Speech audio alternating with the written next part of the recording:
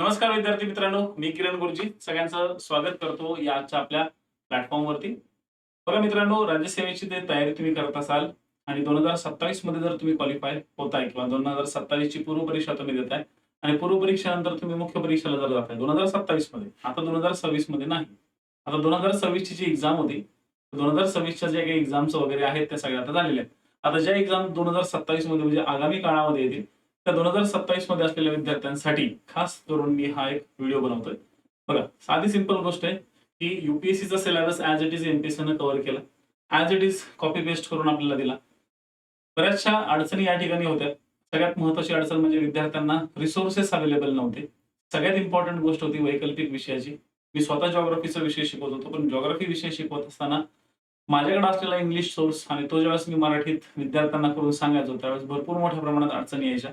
तर या सगळ्या दृष्टिकोनातनं मलाही त्या अडचणीला फेस करावं लागलेलं आहे. मलाही असं वाटायचं, की हे वैकल्पिक विषयाचा जो भाग आहे, तो आयोगानं विनाकारण यूपीएससीच्या लेव्हलचा आपल्याकडे दिलेला आहे. बरं, क्वेश्चन जर बघितले 2026 च्या मेन्सचे, तर 2026 मध्ये झालेल्या ज्या काही मुख्य परीक्षेचे पेपर्स होते, ते एकदम नॉर्मल होते. म्हणजे यूपीएससीच्या लेव्हलचा अभ्यास विद्यार्थ्यांकडून आपण करून घेतोय. पण क्वेश्चन एकदम बेसिक स्वरूपात विचारतात. कुठेतरी असे वाटत होते, की हे वैकल्पिक विषय थोडेसे रद्द झाले पाहिजे. कारण की बऱ्याचशा राज्यांमध्ये हे वैकल्पिक विषय नाहीत. जसं की गुजरात वगैरे ह्या राज्यांमध्ये नाहीयेत. देशात तामिळनाडू आता आयोगाने पण त्याच संदर्भात एक महत्त्वपूर्ण अशी एक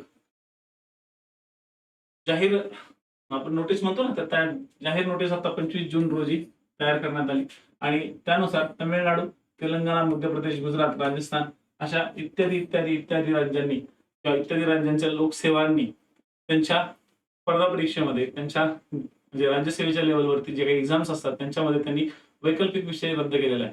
तसाच महाराष्ट्र राज्याने सुद्धा किंवा महाराष्ट्र राज्यातील असलेल्या एमपीएससीने सुद्धा एक महत्त्वपूर्ण निर्णय घेतलेला आहे. तर 2027 पासून वैकल्पिक विषयाचं टेन्शन घेऊ नका. तुम्हाला आता काय फोकस ठेवायचा आहे, तर बाकी जवळपास सगळं सारखंच असेल. जसं जुन्या काळात मराठी 300च होतं, हे तर पण मराठी 300, इंग्लिश 300. आता ह्या 2 विषयांमध्ये मराठी आणि इंग्रजी विषयांमध्ये तुम्हाला 25% गुण घ्यावे लागतात.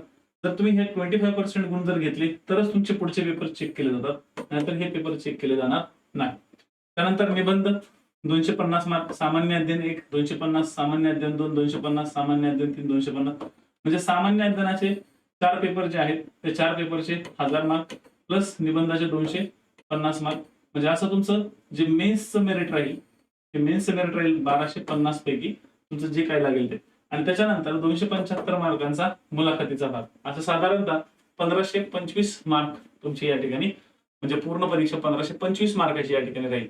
तर अशा पद्धतीचं हे स्वरूप आता तुमचं 2027 पासून होणार आहे. तर जे विद्यार्थी 2027 च्या पॉइंट ऑफ व्ह्यूने तयारी करतायत, अशा सर्व विद्यार्थ्यांना मनापासून बेस्ट ऑफ लक आणि खूप छान तयारी करा. पहिले मेन्स वरती फोकस ठेवा. 2027 च्या मेन्सचा जो जीएस 1, 2, 3, 4 या संदर्भातला जो काही अभ्यासक्रम आहे, तो अभ्यासक्रम चांगल्या पद्धतीने कव्हर करायचा प्रयत्न करा.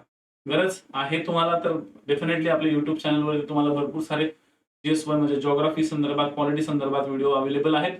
तर YouTube वरती राहण्याचा प्रयत्न करा. YouTube वरती आपला जो चॅनल आहे तो सबस्क्राईब करा आणि अशाच महत्त्वपूर्ण घडामोडींसाठी चॅनलवरती अपडेट म्हणजे चॅनलवरती जोडून राहा. ठीक आहे? एवढंच मी बोलेन. चला, धन्यवाद. Thank you so much.